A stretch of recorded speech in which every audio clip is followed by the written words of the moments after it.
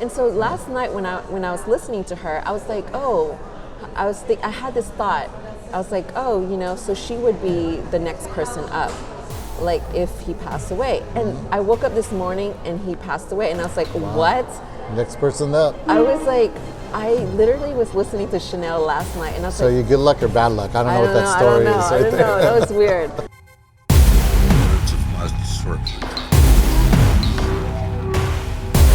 Words of my disruption.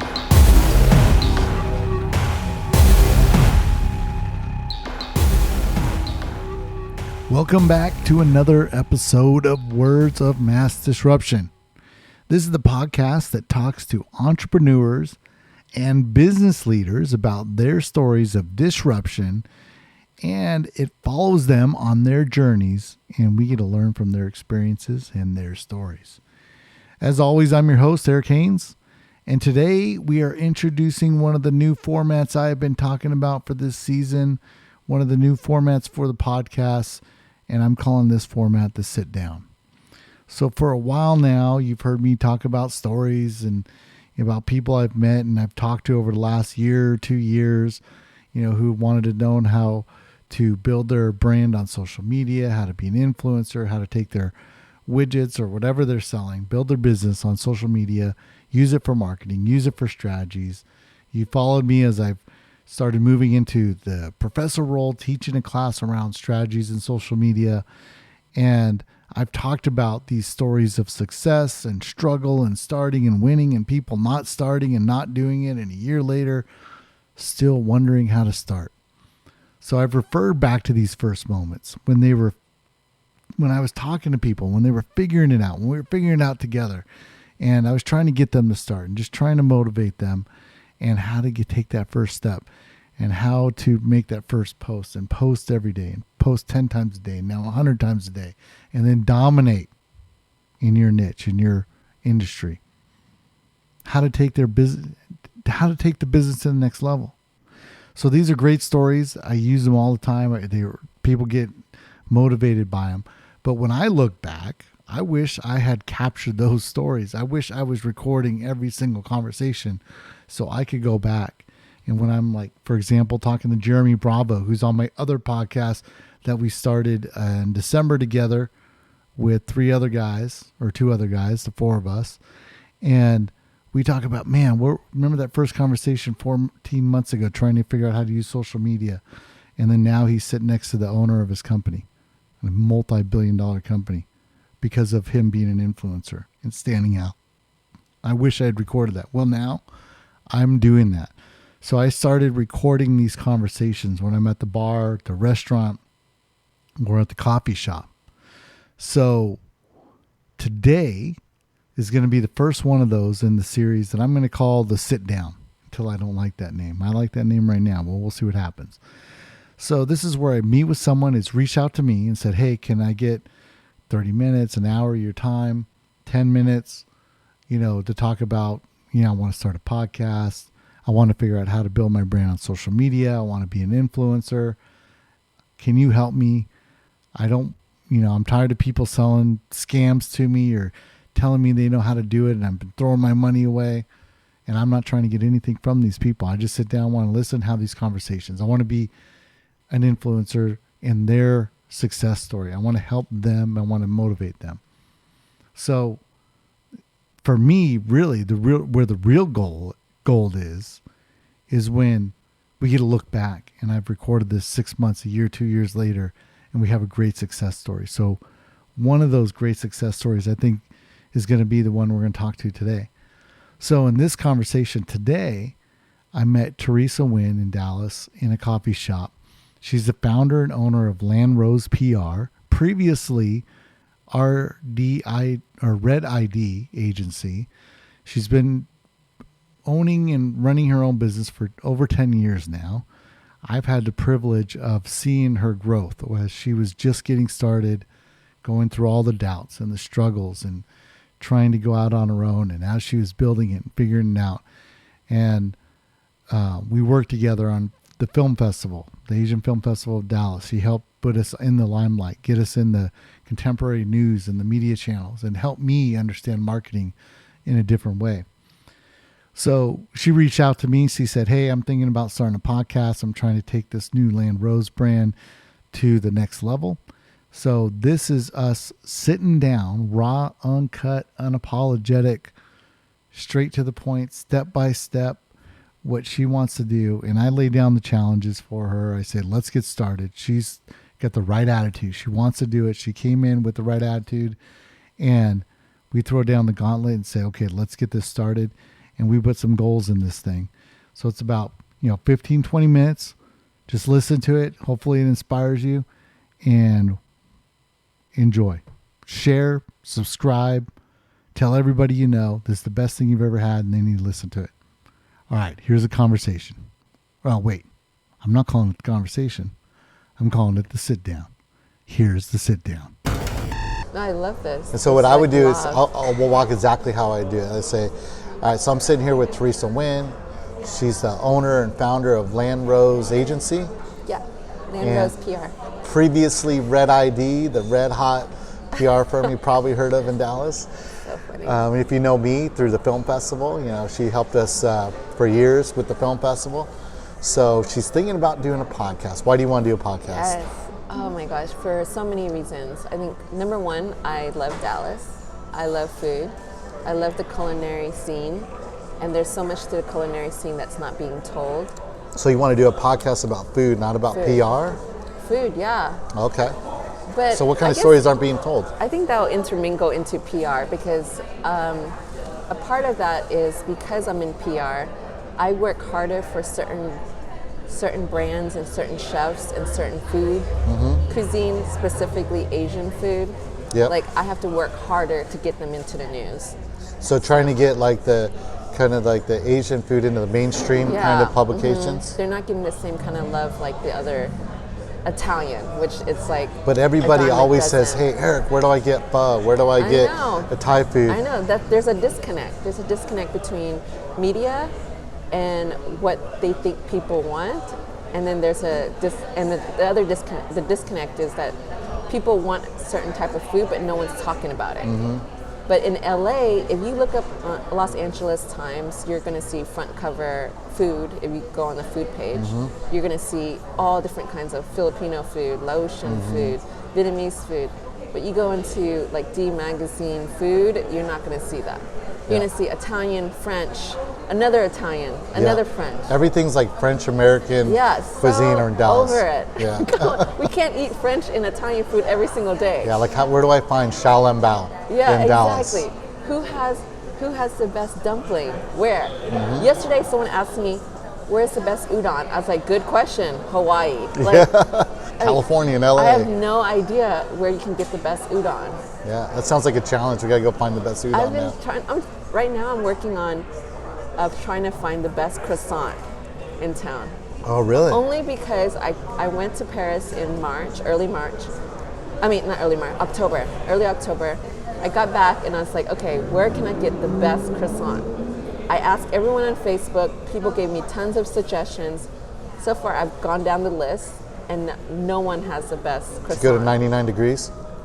89, 85 degrees. Do they make croissants? I don't know. Oh, I didn't go. That's an Haven't gone. Asian dessert place for people that don't know. No, I went everywhere. I've tried, so far, the best croissant is actually here at the Weekend. At the Weekend, where we're sitting right now. Commissary makes their croissants. Okay, so they're getting them from somewhere else that's distributing them to multiple places. Yeah. So far, but it's still a 7 out of 10. Oh, okay. It's not an 8, 9, or 10. No, it's not an 8, 9, but so far they're the best. Okay, so I'm going to post this. I'm going to tell people to tell us where to find the best croissant. Oh my gosh. I know, don't hate me. But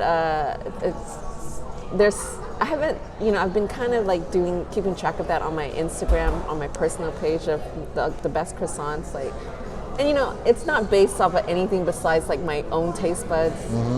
Like flakiness, butteriness. Is it dry? Is it, moist? I don't know. Do I like it? The shape? I mean, it's not based on aesthetically pleasant. Right, exactly. So it's based on my own taste buds. Okay, so we're sitting here, we're talking about Croissants. the next level of Land Rose, the new company that you started in the last, 6 months, right? and this is the evolution of trying to another media Yeah, channel for your company. Yeah, And I'm so excited. you're hearing it here first. We're going to get this started. We're going to see what happens. I know. I think part of it is, I've been very reserved. I think in the past 10 years, I've been reserved, and now I'm challenging myself to be more open, like just be more out there, and putting myself out there because I do have opinions, and I Yeah. I do have the knowledge to provide the opinion, and I just have been very reserved. So you mostly work with restaurants, Mostly. so that's but why the food thing is interesting to you. Yeah. Are you doing stuff on social media like Instagram, Facebook? Like How are you doing? How are you representing the food stuff for your brands or your clients on social? Right. So with my clients, on my own professional and now personal page, I post here and there about my clients, but as far as for them, strictly PR, just strictly press. So getting them into the media and the publications and online media. And then some of my clients, I manage their social media. So it's not about getting them through your social channels. It's about getting them into the mainstream social channels. Yeah, so I'm all behind the scenes. Yeah. And now I'm kind of like, you're like a good soundtrack in a movie. Right. If it's really good, you don't notice it. yeah. It just works. It makes And everything better. I've enjoyed that. I've enjoyed being behind the scenes and kind of like I always like to think that I'm the secret weapon for my clients. Like no one has any idea that I had any influence. Sometimes I have influence on recipes or even their menu. Like they even have like a certain holiday or event because of me, but no one knows this except for me and my client. Yeah. But the thing is, I don't even want that. I don't need that. I don't need that people Recognition need. or Yeah, anything. no. Yeah. To me, it's like if they do well, I do well. But now that I'm Land Rose PR, I am putting myself out there and trying to be more open, and it's hard for me because I'm behind the scenes for 10 years, and Now you're going to be front and center. I know. I hate You're making it. the commitment right now to be front and And center. I'm a Scorpio, so if that tells you anything, that tells you anything. It's like we don't want to be like in the limelight. light. We just want to stay behind, observe, not be vulnerable or open. There's no Don't guard. take risks. There's no guard. Yeah, interesting. Well, I take risks, just not openly. Well, not openly. Not more where people controlled. can see. Yeah, control. Okay, all right, that makes sense. Yeah. Very, very Scorpio in that way. All right, so let's make a commitment here to Well, win. the commitment's I'm here. The so commitment is here. We're talking about it. Right. So you reach out to me so we can start talking about it. So let's say, what if we said in 1 month you would do your first episode? Oh yeah, for sure. Let's do it. Let's pick a date in 1 month Yeah, for sure. I think that we'll release it, not record it. Yeah. Release it, Ooh. and I'll do everything I can to help you do March it. 19th. Yeah, let's do March 19th first, Well, tomorrow, tomorrow. and we won't say the name of it so no one can steal the name till you go register it because it's a great name. But tomorrow is actually my agency's 11th anniversary. Oh yeah, that's right. I celebrate my 10th in October. Yep. But my 10th anniversary is in February. So you want to do it on the 1 month anniversary of So tomorrow? to Oh, not 1 6 month, months. yeah.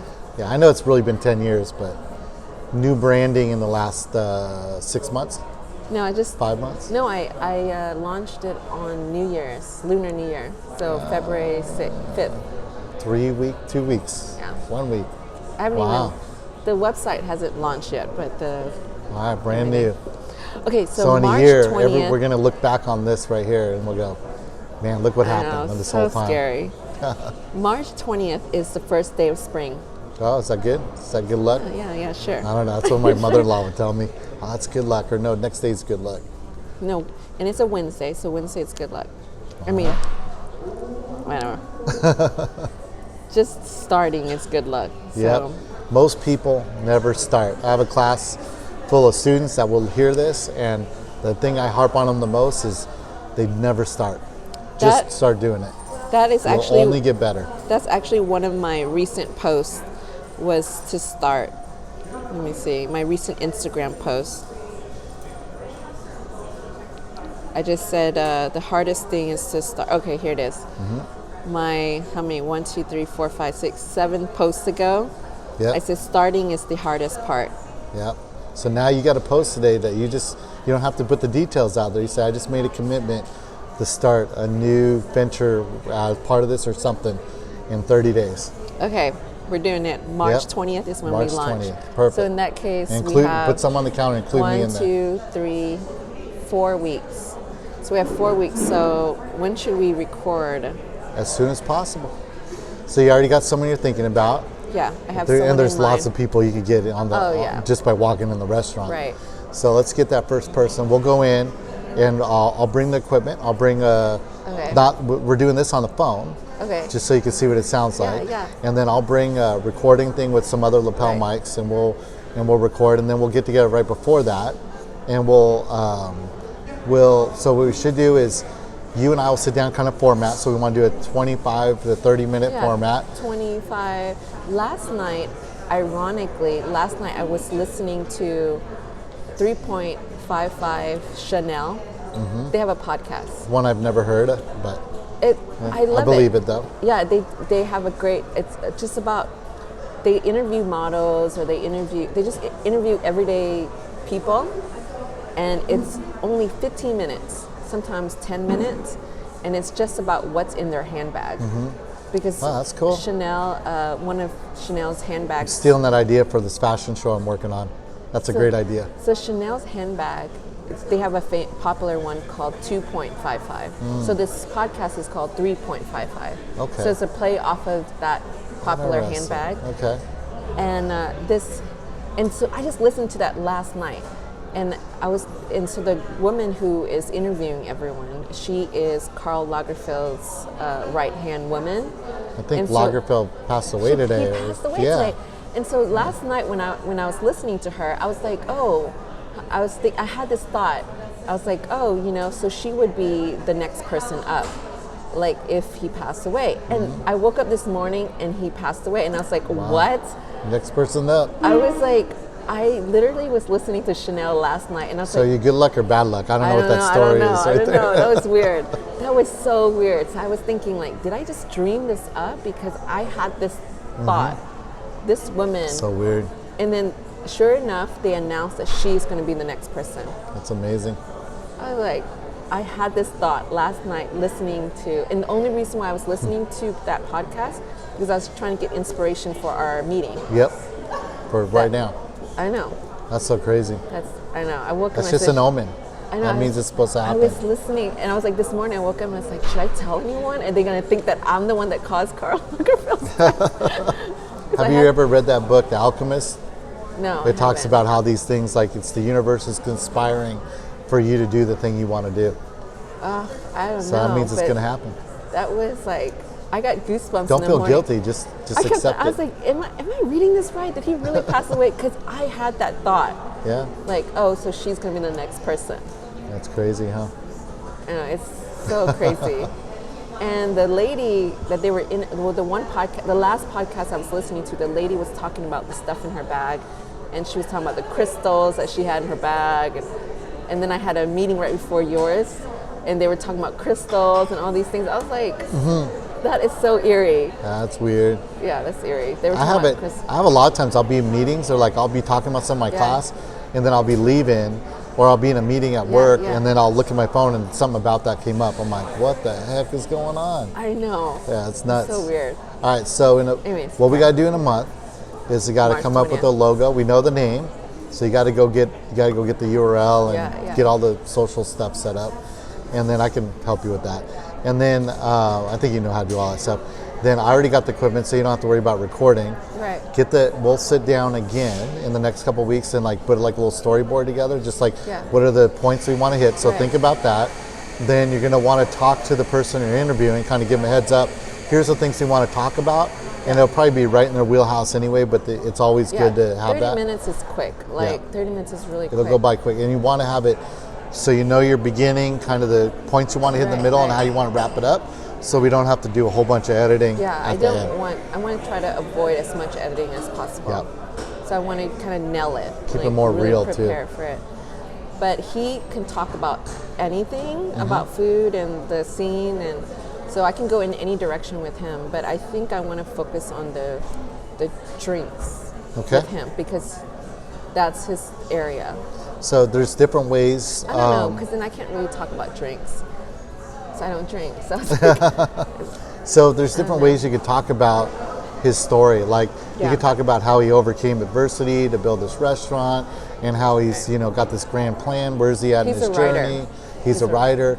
So it could be more personal and journey focused, or it could be more about the restaurant focus, about the meaning behind it. It could be about customer stories. It could be about the industry. Something relevant industry. Okay? That's what you got to think about. It's like, where do you want that focus to be? And as you start to record these episodes and build this podcast, you'll start to figure out where that voice is. Initially, I was thinking that it would be like kind of like State of the Union, but more like the state of the culinary scene in Dallas. Okay. Because he could really talk about that. Because he came from Seattle. He's worked for the Dallas Morning News forever, and he's written about food. And he's one of the better writers, or one of the best writers in Dallas, in my opinion, that writes about food. Cool. Because not everyone writes as well as he does. Yep. And as thorough and thoughtful and researched. So I kind of thought like the first one kind of set the tone of the city. Like, what have you seen? What have you seen grow or not grow, or what do you want to see more of? Where do you see it going? Like dim sum. Like, how come there's only like one? Why isn't there a Din Tai Fung here? Yeah, why? What the hell is that all about? Come on. It should be here. This is the most restaurants per capita besides Las Vegas, and there's no Din Tai Fung here. And if they do come, and if they need a publicist, they need to hire me. Yes, and they even have like a page where people can request one, and people keep requesting Dallas. Oh, really? More than almost anywhere else. California has like three within an hour of each other. Maybe they are looking. Who knows? I gotta go to Costa Mesa or Glendale or Seattle, or I think they're opening one in San Francisco. Just opened one. Oh, really? Yeah, that's what I heard. They have, but all those places already have good food. The other day I saw someone say Fortune House has better dim sum than Din Tai Fung. Fortune House has really good xiao long bao, but they don't have real dim sum. Oh, okay. But people say that, you're right. But and he was it's like, really good, come at me. He was asking for it. But it's the best in Dallas for sure. Right. I wouldn't say it's better in Din Tai Fung, but I would definitely say it's different though. Court? I'd say it's better in Kieran Court. And so Kieran Court, Mike, sorry, I apologize, but there's no juice in those dumplings, but I get them every time. Right, and the lady sees me every time, she brings them up.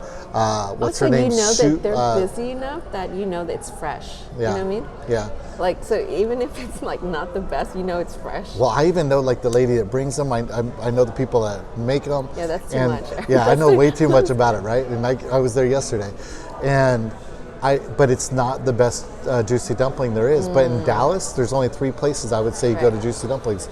Jin Chi. Yeah. And theirs is always juicy, and you Chi. can watch them make it. Yeah, they got that glass thing. Fortune House, you can watch them make it, but it doesn't taste the same as Jin Chi. Chin? Do you like Ching? I didn't like that one. In Plano? Yeah, I didn't like that one. Okay. And they were bigger too. They look cool, but they weren't as good. Yeah. The ones at Jin Chi are smaller. They're juicy all the time. They're really good. Yeah. The ones at Fortune House are a little bit bigger, but they're fattier. So you can't eat as many. That could be good or bad. But once you they're very heavy. And then they do a fried version of it, which is crazy, where it's like a doughy one. This is where it's good if you're talking on a podcast about food that you're eating it. Yeah, now we got to go get some Din Tai eat Fung. Because you can't just keep talking about it, because then you get hungry. Yeah. But I still go to Kieran Court more than those other places because I want all the dim sum experience. I want the shimai and the hakao and the sasi bao and all that other stuff. And they treat me right. You know, I never wait in line there. It's so sad that Dallas is such a big city and we barely have any dim sum places. Yeah, I know. Barely. And then they always are opening, closing everywhere too. Yeah. But they're confused too because they're always trying to be everything. You know, that opens another subject, like Chinese food in Dallas, like south, not like up north. Like Richardson. We're talking about Dallas. Richardson or Arlington, there should be more in between. But there's not, because it's like they're scared to go in. Well, there's this one on Forest and I love that. Royal China. Okay. And they on Fridays they even do the Consistent. noodle thing, and they're very consistent. Yeah, they're very but I'm not a consistent. big fan of their. They don't have shumai like the way I like shumai. It's a little bit different. And then their But their juicy soup dumplings, dumplings. are inconsistent. But their soup dumplings. Have you had their soup dumplings? Yes, I had them one time. I love their soup dumplings. I had them one time, and then I went to go try them again a second time, and they weren't the same. And so that I wanted just to be the same. I don't go there enough to know the inconsistencies. Yeah. I go every once in a while, and like it's so good. Well, like even like Kieran Court is like it's not the best. Maybe it's a 7 out of 10 or a 6 out of 10, Yeah. but it's consistently that. Right. But the other ones I have are 2s out of 10, and they're consistently bad. Like anything at 99 Ranch, I don't like their dumplings at all. I don't like any of that stuff. Yeah. But there's also a Beijing Brothers in Las Colinas, where they Never do a been. whole noodle show. They do the duck, the Peking duck, like 3, 4 different ways. But they don't do Shalom-bao or any of that stuff. See, how long was that recording? All right, so Because it's I'm been. gonna get my e-frogs now. Yep, that's okay, because I got to go. It was 20 minutes. That easy was 20 minutes, right? That was And so quick. Yeah, it goes by Yeah. super fast. So Yeah. you got to be focused. And we got a lot of stuff in there. Yep. All right, so this is the historical documentation of your commitment to taking yourself to the next level. Thank you. And in 1 month Thank from you, now, because I'm going to friend. post this today, and in 1 month from now, we're going to have the first evidence No, I of doing it. appreciate that. All right, I hope you enjoyed that. That was the first sit down. We sat down with the founder, the owner, the creator of Land Rose PR, Teresa Nguyen, and we're going to see where that goes. I have a good feeling about this one. In a month from today, you're going to see that first episode. You're going to see her begin her journey. You're going to get to follow her on that journey. And when we look back in 6 months, 12 months, 24 months, it's going to be an amazing story. And we were there from the very beginning. Super excited about this. All right. See you next week. As always, subscribe, share, and tell everybody about this podcast. And also check out the other podcasts I'm on, Under the Influencers, on Spotify, Google, iTunes, whatever. It's on everything. Under the Influencers. That's another great one about people starting businesses. Talk to you later.